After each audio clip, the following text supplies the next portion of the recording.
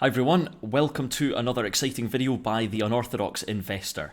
Today we're going to be talking about Lloyds. Lloyds Banking Group have released their third quarter results about last week.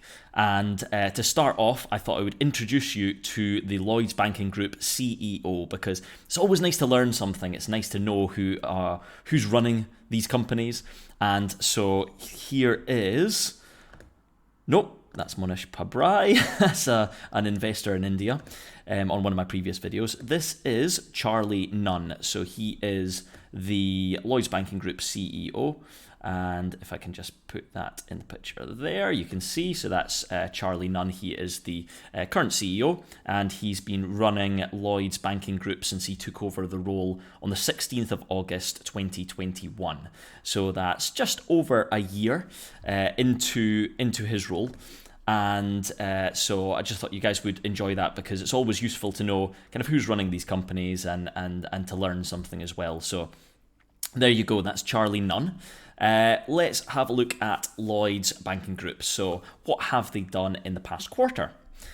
Let's get cracking. So the valuation is kind of what I do when I'm looking at a stock, whether to invest in it or not. So what a lot of people will do is they'll look at the share price and judge if the share price is going up, it's a good investment. If it's going down, it's a bad investment. And you know, you can have, there's lots of different strategies when investing. What I tend to do is I tend to look at the company's financials, dig down into what is going on within the company, and then decide whether to invest or not. So I am a holder of Lloyds Banking Group, and whatever happens on this presentation, you know, it's totally your decision. If this is just information, I think, for you guys to make a decision on your kind of investments. So I'm just really interested in this sort of stuff. So let's have a look. In Lloyds Banking Group's third quarter results, they had a revenue of just over 3.6 billion, resulting in a profit of 546 million. So that's quite a big decrease from before. Their last quarter was quite a bit higher, as you can see.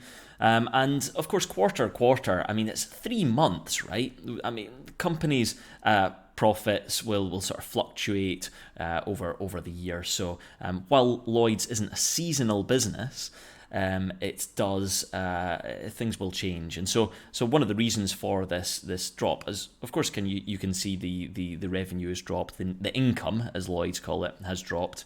And one of the reasons for the kind of decrease in profit is because of an impairment charge, and that's due to inflation rising and potentially customers defaulting on loans and mortgages. So Lloyds have put aside some money to account for that. So that's but I'm going to discuss that in just a wee moment as well. Now, the UI percentage is the unorthodox investor return, the unorthodox investor percentage. So I've assumed Lloyds Banking Group has a market cap of 28 billion because it actually finished just under that on Friday. So it was sitting at a share price of about 41.27 pence, which is just under 28 billion market cap. Now, at that market cap, we are looking at a return of 7.8% per annum after that Q3 results. If Lloyds Banking Group was to repeat Q3 results every quarter from now for the next few years, you'd be getting a return of about 7.8% on your investment. Previously, it was 25%, as you can see from quarter two. And this is just my own indication, a percentage I use to see what sort of return I'm getting on my money. So I find it really useful because there's so many metrics out there, you know, like debt to equity and book value and PE ratio and all this sort of stuff. But actually, the thing that I kind of want to show you guys is it can be really, really simple. And that's why I've created this ratio, this sort of percentage, sorry, not a ratio, to show you if you put your money into this stock, what's your expected percentage? And of course, since Q2, since I kind of worked out that it was 25% return, the stock has gone down. So, you know, every calculation you make, it just helps you to make a decision. It doesn't necessarily mean it's going to come true. And the 7.8% doesn't mean you're going to get 7.8% over the next year. It's just something to use to show what return I'm expecting on my money.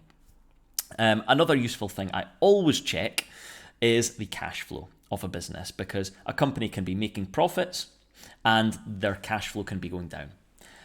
Alternatively, a company can be making losses and their cash flow can be going up.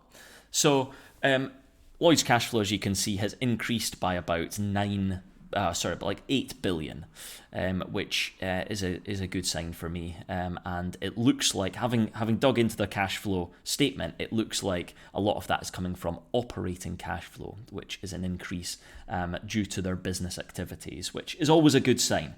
If the cash flow is an increase from a funding round, if the company has issued more shares and their cash has gone up because of that, it's kind of like a false increase, because the company's getting money from investors rather than making the money itself. So I'm pretty happy with that. Let's have a look at the risks. So all companies, all investments come with risks. And I've just picked out a bunch of risks. Of course, there's so many risks. And of course, there's so many opportunities, which we'll go into next. And let's just have a quick look at just some of them, because it's so difficult to pick out the kind of real risks. There'll be other things that we just won't even know about that could crop up. So let's just have a look at a few of the things that we do know about that we could talk about. So mortgage loan defaults, that's a biggie. As people are hit with the cost of living crisis, there could be more people that could default on their mortgages, and Lloyds issue, they have the largest mortgage book in the UK. So that's a big risk. There could be an economic downturn, which lots of people are sort of forecasting. So that could obviously affect Lloyds, as it would affect everybody. It would affect every company, and it would affect Lloyds if there is a loss in liquidity in the markets, and people just if people are suffering economically, they don't have as much money, then they've not got as much money to put in the bank, and people are not going to be taking loans. So Lloyds would suffer because of that. Increased competition is a biggie. So things like different bank accounts consumers could choose different bank accounts. They could choose different mortgage providers, and Lloyds are going to have to negotiate that market and make sure that they still get customers, basically.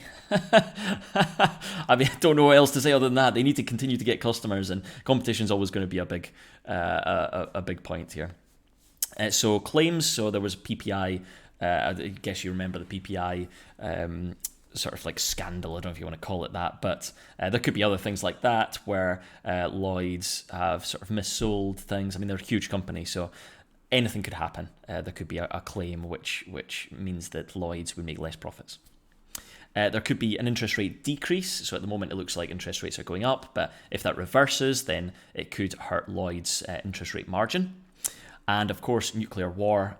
We can never. I didn't know whether to put this in or not, but it genuinely is a risk, and it's not just a risk for Lloyds Banking Group. It's a risk for everyone and everything. So that obviously has to be put in there. And that's just there's so many risks, but there's so many opportunities as well. So interest rate increases. Let's start with that. So that would increase Lloyds' margin, and it's actually really difficult to work out how much the banks would benefit from this. There has been talk of windfall taxes on banks because of interest rate increases and them benefiting because of it.